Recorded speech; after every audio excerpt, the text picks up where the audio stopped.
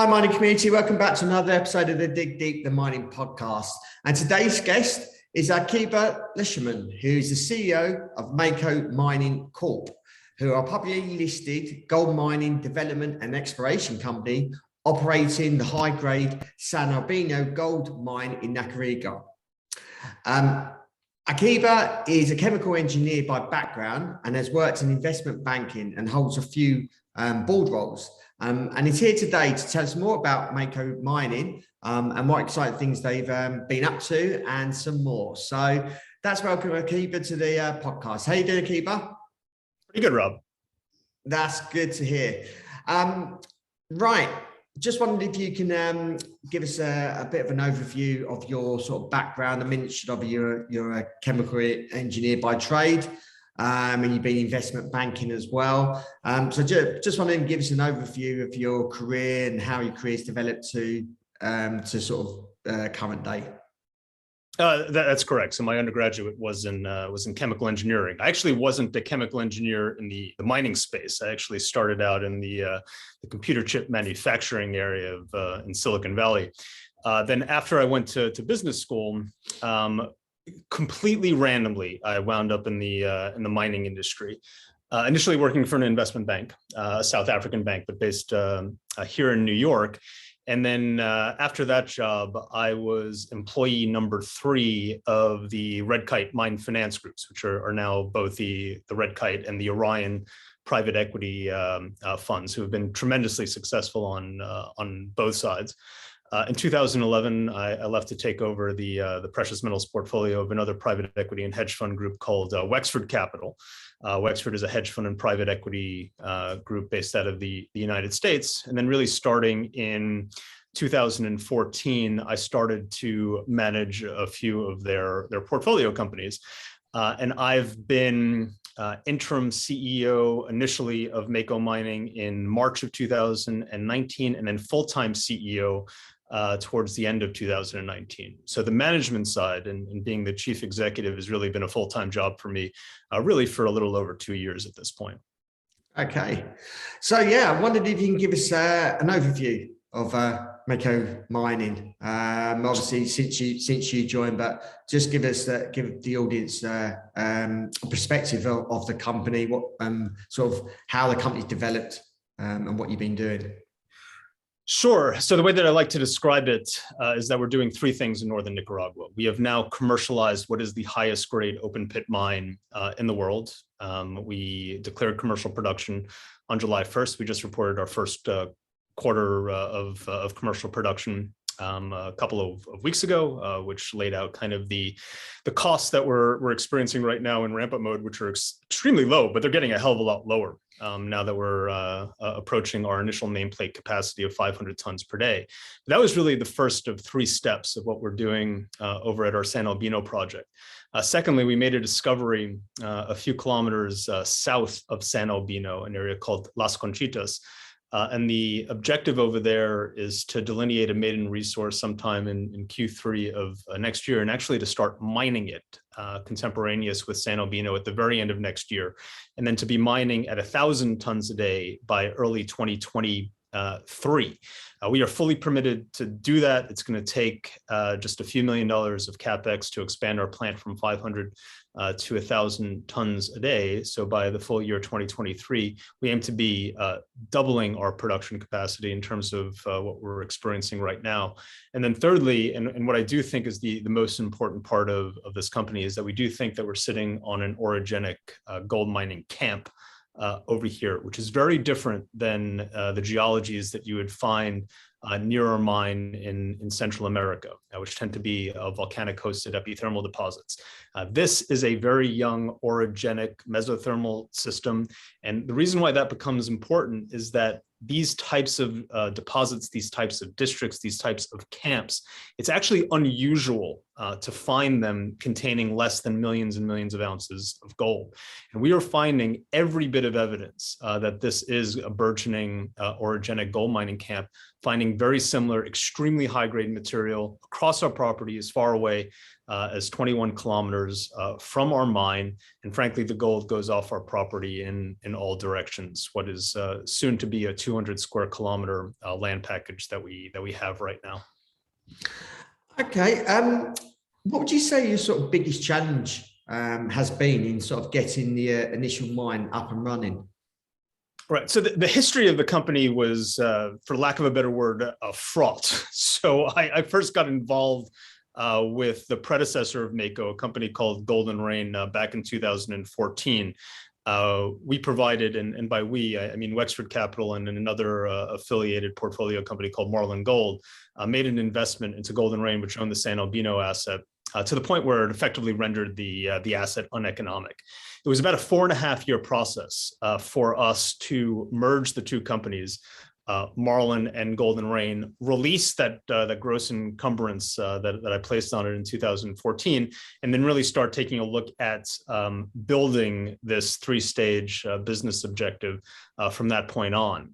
Initially, I relinquished my role as management of the company to facilitate the merger, but then I subsequently retook that role very shortly thereafter, initially in early 2019 as interim CEO and then full-time CEO in August of 2019.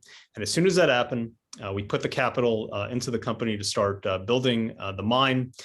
We raised a total of US $40 million in equity capital and $21.5 million in debt capital over a series of tranches of investments during that year. And then a few months after I took over as a CEO in 2019, lo and behold, we were building the mine right in the middle of the global pandemic.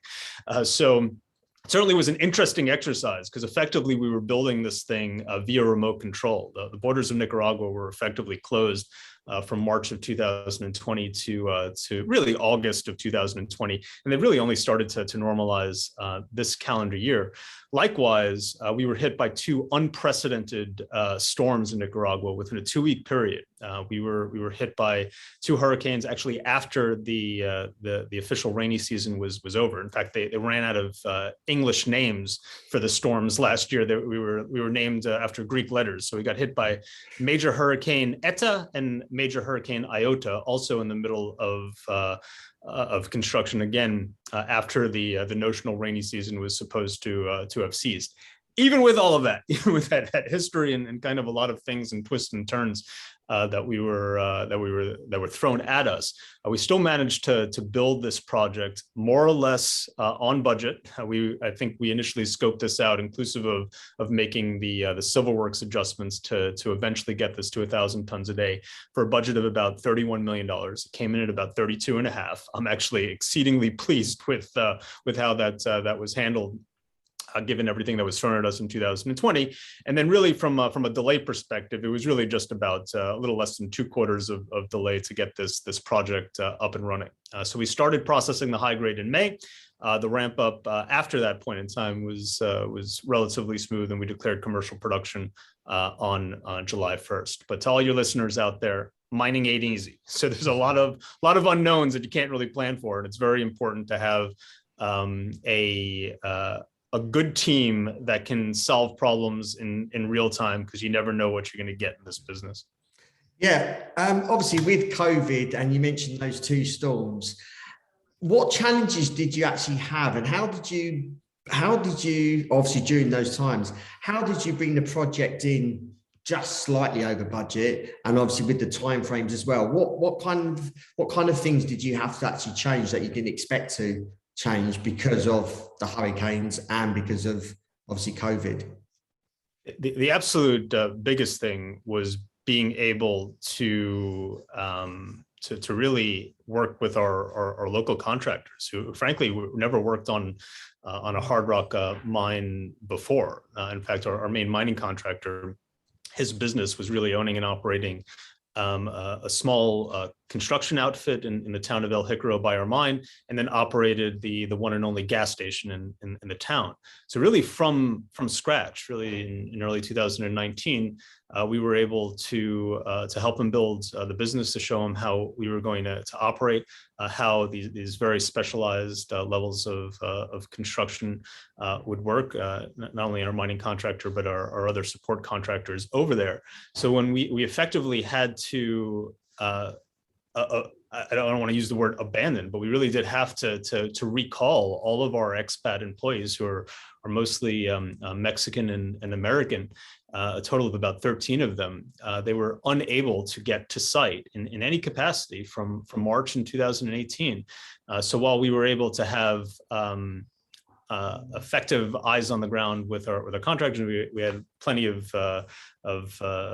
real-time video in terms of watching what was going on. It is not the same thing as being there to manage the operations. We really would not have been able to keep everything together if it wasn't for the fact that our local contractors really stepped up to the plate and did, frankly, a tremendous job in terms of where they were coming from in 2019. In a year time frame, for them to have been ramped up and had the capacity and capability, and how they were able to effectively make Mako into the success that it was.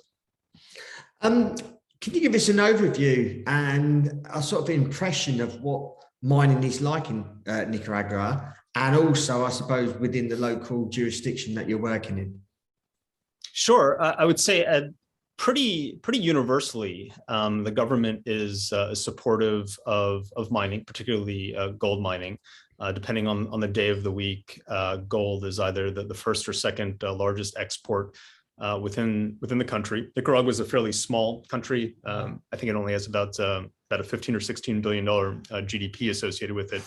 So it doesn't take large enterprises to really move the needle in terms of what's important. And then the government, really, since I've been personally involved, starting in 2014, has been universally supportive of building their mining industry. So we are the fourth, what I would consider to be commercial mine that's up and running in Nicaragua. It's actually the first one that has been built from scratch, inclusive of building the plant since the 90s. A very important economic contributor to the country. Likewise, it's also an important political component to the government. So the history of our mine is that the last time that it was quote unquote commercialized was in 1926. A U.S. businessman tried to start it up. His name was Charles Butters, and then his accountant and general manager wound up hijacking the mine, stealing the gold, and used it to fund the original Nicaraguan revolution against the U.S. Marine occupation in the mid-1920s. And his name was Augusto Sandinos, and the namesake of the Sandinistas, which is the dominant political party in Nicaragua, the namesake of the FSLN party, which fought a pretty extensive civil war in the late 1970s, was actually named after our former general manager and an accountant from the start of the revolution in the late 1920s. So anytime that you go down to Nicaragua, you're in the airport, you see this beautiful portrait of this iconic portrait of Sandino with his hat. Outside the mine, you see this big statue of Sandino. So it's very important politically within Nicaragua to get this operation up and running. It's a moment of pride for the entirety of the country. I was actually down in Nicaragua last week, both to visit the mine. I also accepted my award of being the 2021 Mining Entrepreneur of the Year. So I was very proud to accept that on behalf of all of the Mako team over there. And you can really tell that everybody is very excited, no matter what your political background is in Nicaragua, to get this mine up and running, to both contribute to the economy in Nicaragua as well as the social pride of the country. Congratulations on the award for you and your team.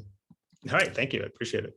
What do you have to do to sort of ramp up the mine to sort of the scale that you want the mine to get to? Sure. So there's two aspects of ramp up, right? So there's the teething issues of getting this up to 500 tons per day, and then there's the expansion to 1,000 tons a day that we're about a year away from pulling the trigger on.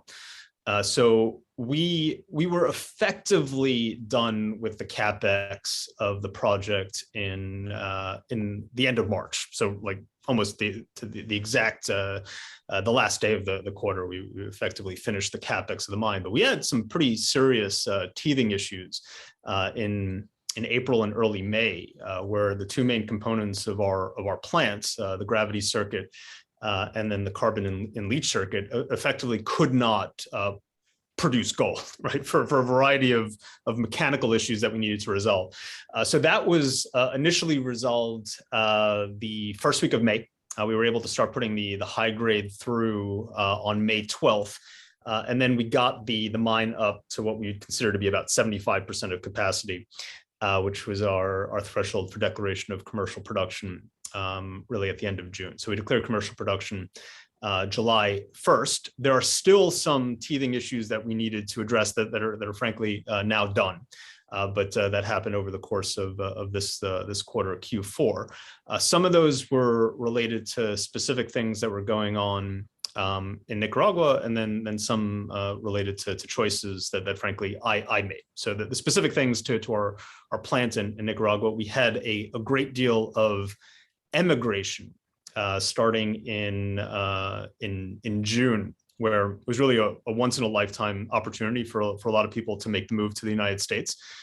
We had unprecedented demand for what is essentially lower skilled type jobs in the United States, paying really a once in a generation levels of wages. So there's a huge incentive for people to make the move. So we actually lost 8 or 9 people to emigration during that time. COVID was really ravaging Nicaragua during that time frame as well. So there was quite a bit of labor that was on the sidelines during Q3. There were a couple of mechanical issues that we needed to address, which is normal for any startup. So with all of those, we were operating Q3, our first quarter of commercial production, at 429 tons per day on a notional basis, but only 85% availability, especially that 85% number. That's lower than where it should be. You multiply those two numbers together, you get about 73% of 500 ton per day nameplate capacity. The last remaining thing, now the labor issues were addressed simply by raising salaries at the worker and operator level pretty dramatically starting in July, and attrition is essentially stopped since that has happened. And then the really next big thing that we needed to address is the replenishment of spare parts, right? So this was actually a choice that we made. We were definitely tight on capital, especially during those serious teething issues in April and early May. And if the plant goes down and you don't have a spare part, and you're caught in this logistics nightmare where it takes what normally would take 72 hours to get a part shipped to your mine, can take 3, 4, 5 weeks.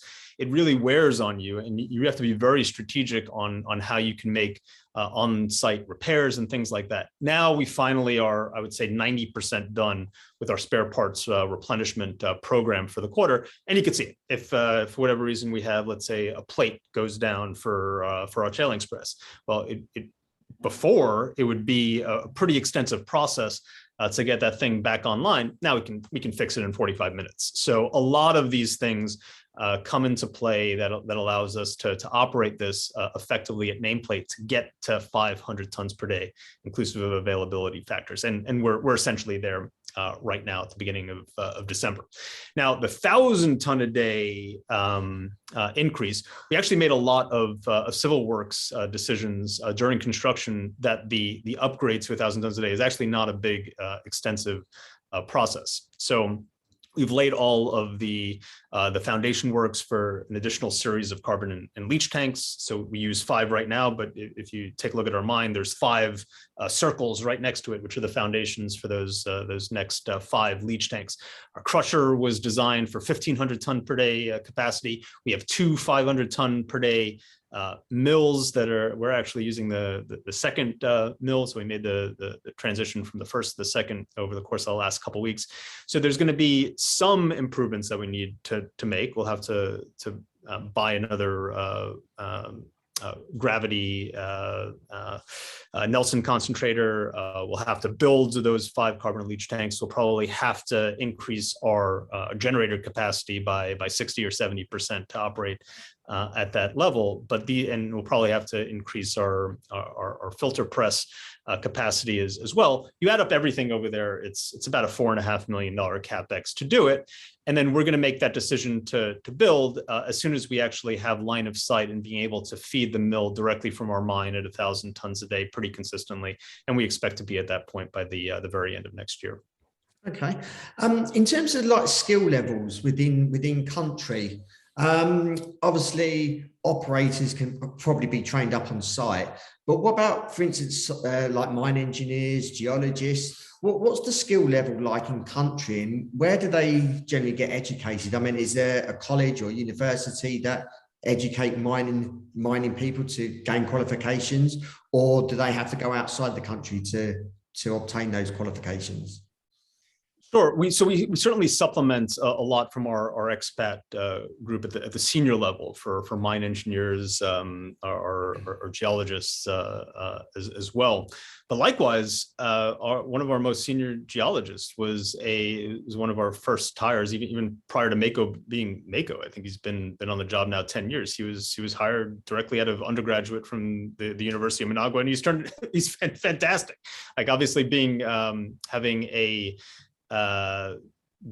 the site for 10 years, it's not only what you learn in school, but actually what you kind of pick up just intuitively about how our geology works. So I've been impressed with the quality of labor. Certainly from a work ethic perspective, it's amazing. I mean, Nicaraguanese community and culture is one of nose to the grindstone, get things done. It really is a pleasure to work with our people. To put in perspective for your listeners, inclusive of contractors, we currently have around 430 employees and contractors across Mako. High 300s of them are Nicaraguanese. Okay. Exploration. Obviously, you're getting involved in some exploration. Just wonder if you can just highlight exactly what you're doing on the exploration space. Sure. So we currently have 4 rigs turning at site, and just for your listeners' benefit, they're really just like we have three stages of our business plan. Each one of those stages has a component of exploration to it. So there's the San Albino proper. So one of the most controversial aspects of Mako Mining is when we redid the Golden Rain resource. Golden Rain put out an initial resource in 2012, minor adjustments to that, a supplemental one in 2015, which at the end of the day, I've seen a lot of worse resources that were done in this industry, but it was certainly a resource that was done to promote the stock as opposed to building a mine. And we see this time and time again. It's one of the, I used to be on the investor side. I think 90% of the technical work that's done in this industry is there to frankly trick investors. We do not function in that capacity. When we put out technical data, it needs to make sense, it needs to reconcile, we need to build a business around, because really the objective of Mako is not to hawk this asset and hopefully we can find a greater fool to buy it. We really are miners over here. So the only ones that we're going to be fooling is fooling ourselves if we did that. So we did have to redo the resource from scratch, the geological model as the foundations to that. Initially, it was from a 35,000 meter infill program that we did over at San Albino. And then we hired what I truly believe, and I'm not the only one that said this, I truly believe is the best person in the industry to do real high quality resource estimation, and that's Steve Risterselli from Mine Development Associates over at Reno, Nevada. He's actually since retired, but he still likes us so much that he's willing to work with us in retirement at this point. So that resource that we put out, and what made us controversial, is that we were comfortable with the data. It wasn't even 100% endorsed. 150% endorsed what went out on that resource. And in October of 2020, what we told the market is that this was the area of the deposit that we were comfortable with. It's completely open and in all directions. The entirety of it was 270,000 ounces. And that was taking it down from what at one point was a 900,000 ounce resource that Golden Rain put out in 2012 and 2015. So what we're doing right now, specifically within San Albino, is that we have two of our 4 rigs. One of them is associated with the northeastern extension of San Albino, which basically we had to put a stop to the data. We needed to get that resource out, but it was completely open along strike to the northeast. We've now picked up another concession to the northeast where we now have space to even push it further. And the stuff that we're finding now, it's pretty extraordinary. Some of the grades that we're finding in areas outside of our resource. Likewise, there was an area directly abutting San Albino to the southwest called the Southwest Pit, where we had a bunch of high-grade hits from 2011 to 2019. We just could not make heads or tails of how those high-grade hits fit together. So we took a big black Sharpie to the resource, only delineated 450 ounces of a shallow pit in the southwest zone, even though there were plenty of hits from the exploration side, because we did not have a good handle on the geological model. Lo and behold, now that we're doing an info program with that second rig, we've got the geological model down. That's going to be a material increase, the San Albino deposit. We then have another 2 rigs to Las Conchitas. So firstly, we're kind of extending some of the zones and the more advanced of the 7 targets that we have over Las Conchitas is an area about 3.5 times the size of what we have over at San Albino. So we have 1 rig that's focused on the extensions over there, and then 1 rig that has a dual function. One is looking at the northern part of Las Conchitas, the closest part to San Albino, as well as doing some condemnation drilling, because we're going to have to enlarge our waste dump. We're going to be bringing Las Conchitas into the fold as well at the end of next year. We have another 2 additional rigs that are scheduled to come at site. They frankly should have been there about 2 months ago, but they got caught up in this global logistics fiasco that we've gone through in the last 6 months or so. They're scheduled to arrive prior to the holidays. They're going to be turning sometime in the middle of January. And then we have the regional stuff. And this is the first. I was down in Nicaragua this week. This is the first time that I was actually able to step foot on La Segoviana. We should be getting drilling permits on that imminently. We received drilling permits on Puerto Rios, directly to the northeast of San Albino and directly to the southwest of La Segoviana a couple weeks ago. So everything's approved. We're just waiting for a stamp from the government to get that on. But I was looking at some of the small scale mining over at La Segoviana. It is amazing what is actually on site right now. And it has all the potential in the world to not only be of similar size of San Albino, but to be multiples of what we have over there. And the fact that we actually have this size of concessions, which will be approaching 200 square kilometers when we get our 5th concession granted to us in pretty short order. We do have in our minds a mining district where all of these regional opportunities are not pie in the sky greenfields exploration work. These are areas that just walking the property without putting a single drill hole in, you could point to and saying that is going to be a mine within the next 3 years. And I can say that quite clearly that it's not going to take that much time to turn those greenfields exploration ounces